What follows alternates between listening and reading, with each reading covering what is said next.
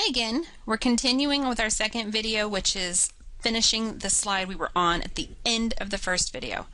So remember a couple slides ago when we talked about the uterus being comprised of 3 sections? Well, to continue with that rule of threes, the uterus is also 3 distinct layers of muscular tissue. The 3 muscular layers of the uterus are the perimetrium, the myometrium, and the endometrium. The endometrium is the innermost layer which changes under hormonal influence in pregnancy. It is the layer that the egg is supposed to implant itself into. It is the layer that is responsible for endometriosis should that layer of tissue be found outside the uterus in the abdominal cavity. The myometrium is the layer that is responsible for uterine contractions. These take place obviously during labor and childbirth, but they also occur throughout the life of a female even when not pregnant. Cramps during normal monthly menses and cramps immediately post-childbirth occur to expel contents of the uterus out. As a surgical technologist, should you be involved in labor and delivery via either vaginal or cesarean birth, you may be called upon to massage the uterus to aid in these post-delivery contractions to help the uterus resume its normal size and location in the pelvis. And this helps expel remaining amniotic fluid and blood. This step may seem intimidating, so don't hesitate to ask questions, but it is an important task as it helps to ensure the new mother is not showing signs of hemorrhage. Finally, the perimetrium is the externalmost layer that is continuous with the peritoneal fold we talked about previously that creates the bladder flap. The perimetrium and the pelvic peritoneum are typically the most likely locations the surgical team may discover endometriosis during diagnostic procedures. Remember, endometrium should be on the inside, and so endometriosis indicates a pathological condition in which the inside tissues of the uterus are on the outside. This can cause intense pain for the patient and is treated in a variety of ways, both medicinally and surgically. Okay, so now we've covered the important facets of the almighty uterus. Now it's time to talk about another pelvic anatomy that is also important for function. First up is the fallopian tubes. The fallopian tubes pass the ovum, which is the medical word for egg, from the ovaries into the uterus. This is a very important detail because it is the ligation of the fallopian tubes during tubal ligations, one of the surgical procedures, that provides elective sterility to the female patient. Are comprised of 4 distinct sections known as the interstitial, the isthmus, the ampulla, and the infundibulum. The interstitial section is the part that actually connects the uterus at the fundus. The isthmus and ampulla are the tube itself. The isthmus is narrow and the ampulla is wider. The infundibulum is the terminal end of the tube with fimbri attached to it. Fimbri are little projections off the infundibulum that swell with blood during ovulation, and when they're swollen, they're larger, and they sweep back and forth across the ovary to collect a released egg and send it along the fallopian tube. The fallopian tube is not connected to the ovary. It is instead suspended to the abdominopelvic wall by the infundibular pelvic ligament. The inferior portion of the fallopian tube is suspended by the mesosalpinx. This too must be divided during surgery on the fallopian tube. The medical term for fallopian tube is salpingo. Another important fact about the fallopian tube is that it is not designed to house a developing fetus. Occasionally, a fertilized ovum will implant itself into the fallopian tube, which can be fatal to the mother.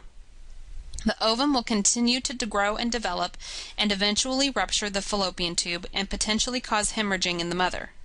This must be remedied by an emergency procedure called removal of ectopic pregnancy. Next up are the ovaries. They are the female sex gland responsible for producing female hormones. They house about 1 million eggs each, which females are born with, which means no eggs are produced during the female's lifetime. The ovaries are suspended by a peritoneal structure called the mesovarium. They are attached to the uterus, not the pelvic wall. Fallopian tubes are attached to the pelvic wall, not the ovaries. Ovaries are attached to the uterus and not the fallopian tube and not the pelvic wall. Got it? The reason it's important to know these structures and how they're attached is because they will have influence on procedures that patients are scheduled for. So it sure seems like we better know our medical prefixes within this specialty. No? So what's the layman translation for hister? How about salpingo? What about UFO? Did you notice that I was so nice as to give them to you in order? Repeat after me. Thanks, Jen. You are so awesome. You're welcome. So, now that you know how the uterus, fallopian tubes, and ovaries are attached, can we remove just the uterus? What about just the fallopian tube? How about just an ovary? What if it's a combination of any of the above? What if the patient is scheduled for an abdominal hysterectomy with bilateral salpingectomy? Whoa, that was a mouthful. First of all, what are we doing?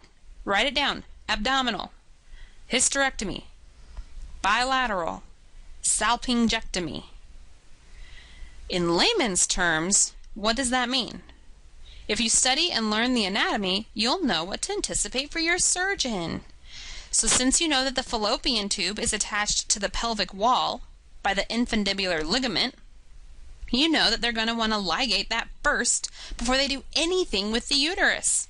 Because the fallopian tube is attached to the wall and to the uterus. So they can't take the uterus and the fallopian tubes out if they don't ligate that first, right? So when that happens, you're going to be ready to pass a clamp, and then some scissors, and then a stitch, before the surgeon even begins to take down those uterine ligaments. Another example is the LS oophorectomy. You know the ovary is attached to the uterus and not the pelvic wall, so the ovarian ligament and the mesovarium get divided from the uterus and removed from the patient. Finally, remember that tubes and ovaries are side-specific organs.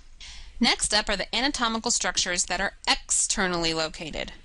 You need to know their location in the event a patient is scheduled for a procedure regarding them. These types of procedures are scheduled more rarely than the various hysterectomies, but still often enough that they show up on the schedule from time to time. First up, the vagina or vaginal vault. The passageway from the cervix to the external environment, involved in the prep of the surgical site, may be included in surgical procedures if pathology exists or the access is ideal. This structure is internally prepped, meaning a sponge is inserted and then withdrawn to cleanse the vaginal walls prior to surgery. The vagina is considered dirty. That is important for all procedures scheduled where the vagina is entered. Think about what you learned about bowel technique and be prepared to use it again here if the vagina is entered, whether it is done so from the vaginal or the abdominal approach. Think about it. If we're taking the uterus out, and part of the uterus is the cervix, and the cervix opens into the vagina, are we taking the vagina out when we take out the uterus? Absolutely not. So that means for a short while the vagina will be part of the sterile surgical field, but it's considered contaminated, just like the inside of bowel is. So we have to practice bowel technique. In situations like this, I'm thankful the founding fathers of surgical technology named it bowel technique and not vaginal technique. Oh, that just sounds awkward. Vestibule. This area of the body includes all the structures located within the labia minora. The Bartholin glands reside in the vestibule on either side and are a common site of cyst development, which is occasionally surgically excised. Finally, perineum, located between the posterior vaginal wall and the anus, occasionally incised during labor, and is the particular area of concern during a posterior, aka rectocele, repair.